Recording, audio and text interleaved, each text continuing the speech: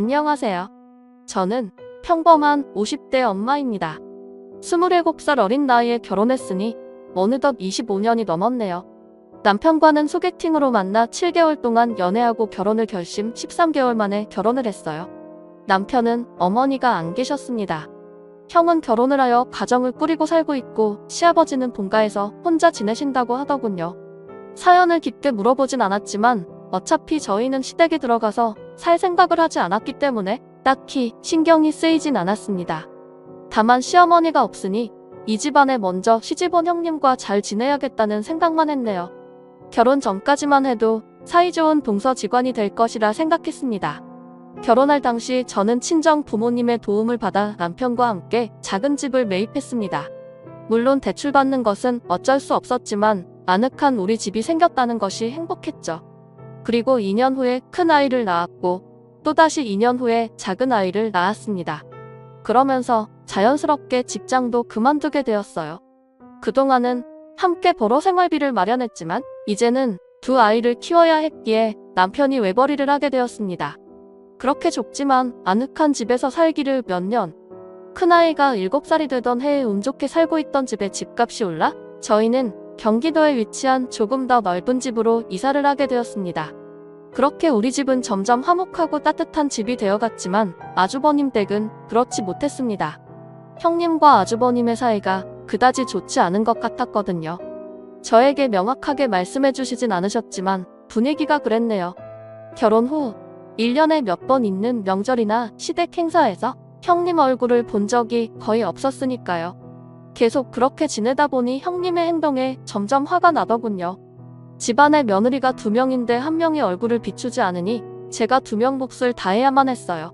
그래서 아주버님께 종종 형님은 왜 안 오시냐고 물어봐도 일이 있다며 둘러대시기만 하더라고요.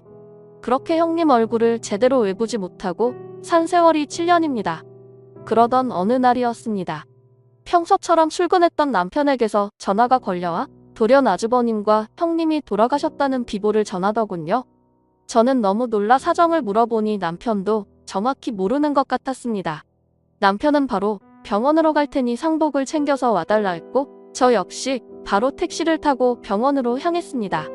그제서야 저희는 두 분이 교통사고로 돌아가셨다는 사실을 알게 되었죠.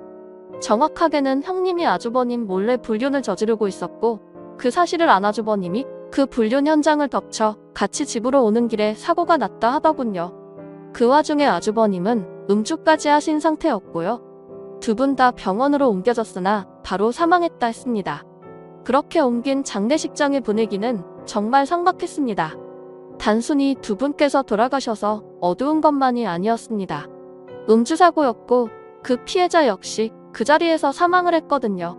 피해자 유족들이 상가집을 쳐들어와 울고불고 행패를 부려도 저희는 고개를 들 수가 없었습니다. 그럼에도 저에게는 그 넓은 장례식장의 작은 몸으로 혼자 상주 노릇을 하고 있는 11살짜리 조카가 너무나 눈에 박혔습니다. 혼전 임신으로 결혼을 했던 아주버님에게는 아들이 1명 있었는데요. 시댁에서 몇 번 봤을 때도 늘 고개를 푹 숙이고 있던 아이였습니다. 이리저리 뛰어노느라 바쁜 제 아이들과는 다르게 조용히 앉아만 있는 조카가 줄곧 신경 쓰였거든요. 부모 사진 앞에 홀로 앉아있는 아이를 데리고 와 밥을 먹이려고 해도 고개를 들지 않았어요. 아이는 주먹을 꽉 쥐고 입술을 깨무는 듯 보였죠.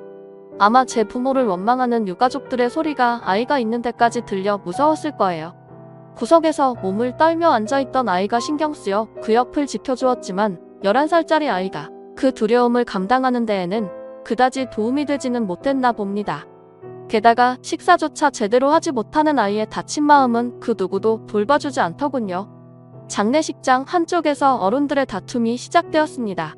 어린 조카 지석이를 누가 데려가느냐가 그 주제였죠. 얼마 안 되는 아주버님과 형님의 사망보험금은 모두 피해자의 유족들에게 가야 했기에 아이에게 남겨질 돈도 없었습니다. 형님에게는 오빠가 1명 있지만 평소 사이가 좋지 않은 남매였기에 아이의 외삼촌은 아이를 데려가지 않겠다고 했죠. 시아버지께서도 홀로 지석이를 키울 수가 없다고 하셨고요. 어른들의 결론은 결국 지석이를 고아원으로 보내는 것이었습니다. 그렇게 지석이를 시설로 보내는 방법을 알아보라는 말이 오갈 때 어른들의 눈치만 보고 있는 어린 조카가 안쓰러워 조용히 데리고 나왔어요. 제 아이들이 자꾸 생각나서일까요? 엄마가 되어보니 이런 아이를 외면하기가 여건 힘든 일이 아니었습니다. 아이에게 음료수 한 캔을 건네며 다 괜찮아질 것이라고 어깨를 토닥여 주었어요. 그랬더니 아이가 제 가슴을 파고드는 말을 하더군요. 작은 엄마, 저 괜찮아요. 어차피 전 있어서는 안 되는 존재였으니까요. 전 너무 놀라서 누가 그런 소리를 했냐며 아이에게 물었더니 혼자 임신으로 결혼을 한 형님과 아주버님이 다툴 때면 자주 하던 이야기를 합니다. 아이답지 않은 덤덤함에 가슴이 너무 시렸습니다. 어린 지석이를 꼭 안아주며 그런 존재가 아니라고 몇 번을 일러주었어요. 세상엔 있어서는 안 되는 존재 같은 것은 없다고요.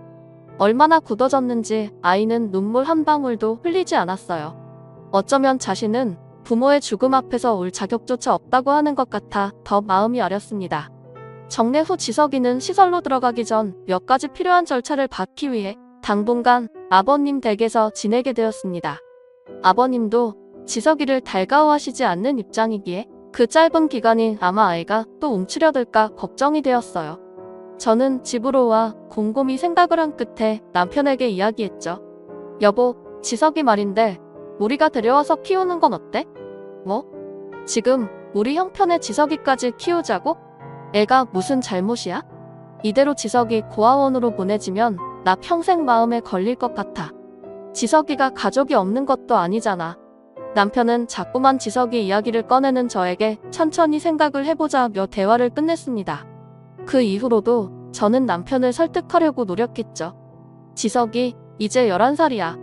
크게 손갈 나이는 지났어. 그래, 그건 나도 알아. 근데 당신의 한 명 키우는데 돈이 얼마나 드는지 몰라? 지금 우리 애들도 벅찬데 그 비용 다 감당할 수 있을까? 요즘 애들 학원비만 해도 얼만데 지석이 데려오면 우리 애들만 학원 보내? 지석이도 보내야지. 내가 버는 돈이 뻔하잖아. 여보, 그건 그렇지만 한순간에 동정으로 시작할 일이 아니야. 물론 우리 사정에 아이를 데려오는 것은 무리일 수도 있습니다. 그렇지만 눈을 감을 때면 자꾸만 보이는 그 작은 아이의 풀죽은 얼굴과 떠는 몸이 생각나서 미칠 것만 같았습니다. 제 아이들과 비슷한 또래의 남자아이가 혼자 그러고 있는 모습을 보니 우리 아이들이 저런 상황에 놓여진 것 같아 도저히 외면할 수가 없었죠. 저는 결심이 선 뒤 아버님 댁으로 곧장 향했습니다. 지석이를 데려가겠다는 제 말에 아버님은 아이를 보낼 시설을 찾았다는 줄 알았는지 어느 지역으로 데려갈 거냐고 묻더군요. 아니요, 지석이 저희가 키울 거예요. 아버님. 아버님은 그 자리에서 제 손을 잡고 우셨습니다. 모든 사정을 아시는 아버님이니 미안하기도 하면서 지석이를 데려가겠다는 결정을 한 제게 고마워서 그러셨겠죠. 오랜만에 보는 지석이는 그 사이에 말수가 더 줄어 있었습니다. 이리저리 눈치를 보고 다니느라 아이가 더 의기소침해진 것 같았어요. 지석아, 작은 엄마랑 가자. 지석이 짐 얼른 다 챙기고 나와. 여기서 기다릴게. 아무것도 모르는 지석이는 어디로 향하는지 모른 채 저를 따라 나섰습니다. 그리고 지석이와 함께 집에 도착한 저는 작은 방 하나를 내주었어요. 내일 방 정리 싹 해줄게. 그리고 지석이가 쓸 책상이랑 침대도 사러 가자. 저 이제 여기서 사는 거예요? 지석이 이제 작은 엄마 아빠랑 동생들이랑 여기서 살 거야. 전 불행의 씨앗 같은 존재인데 죄송해요. 지석아, 왜 또 그런 말을 해? 저는 모든 문제의 근원이잖아요. 장례식장에서 아이의 외삼촌이 뱉은 말을 들은 모양이었습니다. 불행, 문제 같은 단어가 자기를 따라다니는 기분을 11살짜리 아이가 어떻게 감당할 수 있을까요? 저는 그런 아이를 꼭 안아주며 위로해 주었죠. 그런 말에 너무 신경 쓰지 마. 지석이한테 문제가 있어서가 아니라 어른들이 겁이 나서 그런 나쁜 말을 한 거야. 세상에는 자기 앞가림만 하기에 바쁜 사람들도 있지만 주위 사람들을 신경 쓰고 챙겨주면서 함께 어울리며 살아가는 사람들도 많아. 지석이는 제 말을 듣고 고개만 끄덕일 뿐이었습니다. 그날 밤 퇴근을 하고 돌아온 남편은 지석이를 보며 못마땅한 표정을 지어 보였습니다. 저는 그런 남편을 크게 나무랐죠. 당신 정말 나쁜 사람이었구나. 지석이 기분 한 번이라도 생각해봤어? 애가 얼마나 눈치를 보겠어? 그러니까 내가 데리고 오지 말자고 했잖아. 어른들 문제로 일어난 일이야. 11살짜리가 얼마나 충격이었겠어? 앞에서 대놓고들 자기를 시설에 보낸다, 어쩐다. 저 어린애가 왜 그런 말을 듣고 있어야 되냐고? 왜 나만 나쁜 사람을 만들어? 나라고 안 그러고 싶겠어? 나도 안쓰러워. 내 조카인데 당연히 불쌍하고 안쓰럽지. 근데 그거랑 별개로 외벌이가 뻔하니까 이러는 거잖아. 당신이 지석이 키우다가 만약에 진짜 힘들어지면 그래도 끝까지 애한테 눈치 한 번 안 주고 책임질 수 있을 것 같다? 우리 애들이랑 똑같이 키울 수 있어. 그리고 돈 걱정은 하지 마. 부족하다는 소리 안 할 테니까. 남편의 마음이 이해가 안 가는 것은 아니었습니다.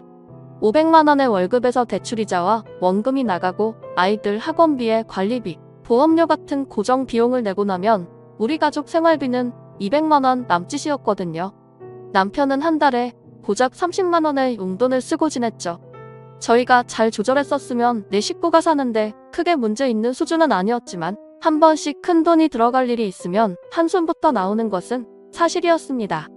그런 저희의 형편에 아이 한 명을 더 키우는 것은 남편 입장에서 무리라고 생각이 들었을 거예요. 돈을 버는 사람의 입장이니 충분히 부담도 될 것이고요. 하지만 저는 남편을 이해한다고 해서 지석이를 그냥 내버려 둘 수가 없었습니다. 남편과 조금 서먹한 며칠이 이어졌지만 크게 신경 쓰지 않았습니다. 종종 의견 차이로 싸울 때마다 일어나는 일이었고 이런 상황에서는 아이들 덕에 분위기가 풀어지기도 했으니까요. 대부분 자녀가 있는 가정이 그렇듯 우리 부부도 시간이 흐르면서 점점 서로에 대한 감정이 사그라질 거였죠. 그런데 다음날 지석이가 제게 말하더라고요. 작은 엄마, 저 그냥 고아원에 갈게요. 왜? 그게 무슨 말이야? 제가 여기에 있는 게 민폐잖아요. 저 때문에 작은 아빠랑도 싸우시고 그냥 고아원에 보내주세요. 우리 집에서는 당연했던 이 분위기가 아이에게 큰 부담이었나 봅니다. 지석이에게는 버릇이 하나 있었어요. 마음이 불안하거나 눈치가 보이면 손끝으로 소매자락을 만지작거렸습니다. 고아원으로 보내달라며 소매자락을 만지작대는 지석이의 손을 꼭 잡아주었어요. 아이는 자기 때문에 싸우는 저와 남편을 보며 눈치가 보이면서도 진짜로 자신이 고아원으로 보내질까 불안한 것 같았습니다. 지석아, 작은 아빠랑 작은 엄마는 그냥 의견이 조금 달랐던 것뿐이야. 지석이도 학교에서 다른 생각을 갖고 있는 친구랑 이야기해봤지? 그거랑 똑같은 거라고 생각하면 돼. 하지만 작은 아빠는 제가 있는 게 싫으신 것 같아요. 다른 사람들한테 부담이나 짐이 되고 싶지 않아요. 그러면 지석아, 작은 엄마 짐 좀 덜어줄래? 어떡해요? 우리 재민이랑 수영이의 형 오빠가 돼서 지석이가 지켜줘. 제가요? 그럼 우리 지석이가 제일 대빵이잖아. 그렇지? 지석이는 그날 이후 자신이 할 수 있는 것이 생겨 마음의 짐을 조금 덜었는지 제가 부여한 임무에 최선을 다했습니다. 아이들을 통솔하며 학습 분위기를 조성해 주었고 9살 아들과 7살 딸이 나가서 놀고 싶어 할 때에는 곧장 데리고 나가서 놀아주기도 했었죠. 아이들은 제게 혼날 때마다 지석이를 찾아가 칭얼거릴 정도로 잘 따랐습니다. 남편은 그런 지석이와 지내는 것이 한결 편해진 것 같았죠. 지금까지는 본인이 해줘야 할 부분들을 지석이가 많이 도와주고 있었으니까요. 퇴근 후 쉬고 싶을 때도 아이들 때문에 쉬지를 못했으니 한편으로는 지석이가 기특하면서도 고마웠을 거예요. 그리고 지석이는 공부도 아주 열심히 했습니다. 지석이를 찾을 때면 항상 책상에 앉아 공부를 하고 있었거든요. 전 그런 아이가 너무 기특하면서도 혹시라도 남편과 저를 기쁘게 해줘야 한다는 강박인 것이 아닐까 걱정도 되었습니다. 그래서 지석이에게 왜 이렇게 공부를 열심히 하냐고 물었었죠. 부모가 없다고 친구들한테 따돌림 당하지 않으려면 공부라도 잘해야 하잖아요. 다행히 성적이 좋아서 그런지 반 친구들이랑 잘 지내고 있어요. 지석아, 그게 무슨 소리야? 그렇게 생각하지 마. 지석이가 공부를 잘해서 잘 지내는 게 아니라 밝고 긍정적이라서 친구들이 지석이를 좋아하는 거야. 공부 못한다고 절대 따돌림 당하지 않아. 어쩔 때면 저 작은 아이의 마음속에 아직도 트라우마가 깊게 남아있는 것 같아 보였습니다. 한창 밝게 웃으며 뛰어놀 나이에 너무 일찍 철이 들어버린 지석이가 안쓰러웠죠. 지석이는 학교를 다니는 내내 학원을 다니지 않겠다고 했습니다. 그럼에도 불구하고 늘 상위권 성적을 유지했습니다. 그리고 학급 반장까지 도맡아서 하면서 성실하게 학교를 다녔죠. 고등학교 때도 학원을 보내줄까 했더니 극구 사양을 하더군요. 혹시 또 저희가 자신에게 돈 쓰는 것이 부담이 돼서 그러는 건 아닌지 걱정이 되어 물어보니 그것 때문은 아니라며 웃어 보였습니다. 본인은 학원에서 가르침을 받는 것보다 스스로 고민하고 풀어내는 것이 더 기분이 좋다고 하면서요. 그리고 공부를 잘하는 지석이가 제 아이들 공부까지 계속 함께 봐주었기에 되려 아이들의 학원비가 줄었습니다. 저는 그런 지석이에게 너무 고마웠어요. 지석이는 학교를 다니는 동안 봉사활동까지 열심히 했습니다. 한 고아원으로 봉사를 주기적으로 다녔던 지석이는 어릴 때부터 동생들에게 공부를 가르쳤던 것이 도움이 되었는지 고아원 아이들에게 재능 기부로 공부를 알려주고 있다고 하더라고요. 미래를 위해 스펙을 쌓아두는 것이라고 이야기하기는 하지만 지석이는 그 누구보다 진심인 것 같았습니다. 아마도 자신이 저 아이들 중 한 명이 될 뻔한 것이 지석이로 하여금 일종의 동질감과 동정을 느끼게 한 것 같았죠. 전 이제 지석이를 온전한 가족으로 받아들이고 싶었어요. 그래서 저희는 깊은 상의 끝에 지석이가 성인이 되기 전에 친양자로 입양하기로 했습니다. 친양자로 입양을 하기 위해서는 아이가 미성년자여야만 하고 양부모는 3년 이상만 혼인관계를 유지하면 조건 성립이 되더라고요. 우리 부부는 결혼한 지 10년이 훌쩍 넘었으니 그 부분에 대해서는 걱정하지 않았습니다. 그러나 그 이후에도 많은 심사를 거쳐야 했어요. 입양하는 사람이 아이를 친양자로 맞이할 실질적인 요건이 모두 갖추어졌는지, 그렇다고 해도 지석이의 행복과 이익에 적당한지 아닌지까지 판단하더군요. 친양자가 되면 지석이는 양부모의 성을 따라 이름까지 바꿀 수 있었지만 제 남편 형의 아이였기 때문에 다행히 그런 절차를 밟을 필요까지는 없었습니다. 그렇게 까다로운 절차 때문에 전 굉장히 바쁘게 움직여야만 했죠. 지석이는 이미 우리 가족이었기 때문에 누구도 지석이를 친양자로 호적에 올린다는 것에 불만이 없었습니다. 그리고 그 누구보다 지석이가 기뻐했죠. 자신에게 이제 온전한 가족이 생겼다는 것이 벅찼는지 펑펑 울기까지 했습니다. 그날 저와 지석이는 밤늦게까지 허심탄회하게 이야기를 나누었죠. 그렇게 제 큰아들은 잘 자라주었습니다. 학창시절 내내 공부를 열심히 하더니 기특하게도 좋은 대학에 합격을 했어요. 서울에 있는 학교에 합격을 했지만 지방에 있는 4년 장학금을 받으며 다닐 수 있는 학교로 가겠다던 지석이에게 저와 남편은 통장 하나를 내밀었죠. 이거 네 대학 등록금이야, 지석아. 아니에요. 저 이거 못 받아요. 뭐가 아니야. 받아, 지석아. 지금까지 지석이가 재민이랑 수영이 과외해준 비용 넣어둔 거야. 제가 한 게 뭐가 있다고 이걸 받아요. 지석이가 왜 한 게 없어. 우리 재민이랑 수영이 학원 한 번을 안 다녔어. 다 우리 큰아들 덕분이야. 엄마가 너무 고마워. 그래도 지석이는 자기 앞에 놓여져 있는 통장을 보고 망설였습니다. 그런 지석이에게 남편이 한 소리 했죠. 이 녀석아, 부모님이 주시면 감사합니다 하고 받는 거야. 얼른 받아. 그제서야 지석이는 감사하다며 끝끝내 눈물을 보이더군요.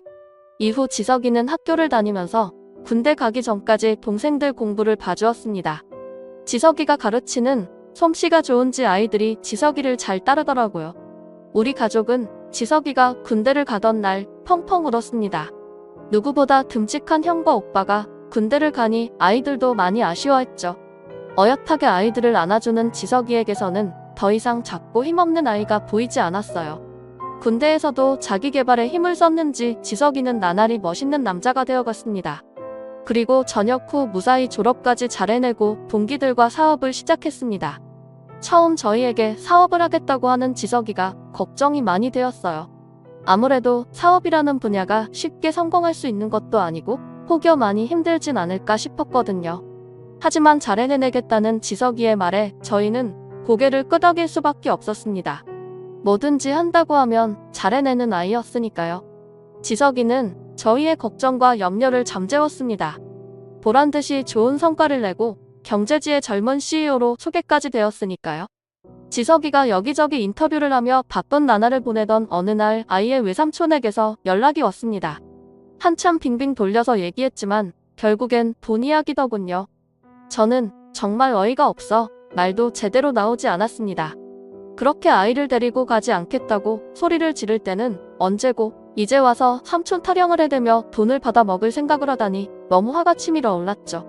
저는 이 인간이 지석이에게 단 한 푼이라도 받는 것을 허용할 수가 없어 최대한 단호하게 이야기했습니다. 지금까지 아이가 어떻게 살던 관심조차 없었던 양반이 이제 와서 숟가락 얹으려고 하냐고요. 말도 안 되는 소리 하지 말라며 언성을 높이자 적반하장으로 나오더군요. 왜 너희들만 그 자식 덕을 보는 건데 나도 좀 보자. 왜 삼촌이 힘들다는데 조카가 돼서 그 정도도 못 해주냐? 이보세요. 지석이 백조카 아닌 지 꽤 됐습니다. 저희 쪽에서 입양했고요. 법원에서 인정해줬습니다. 저희 아들 됐으니까 행패 그만 부리세요.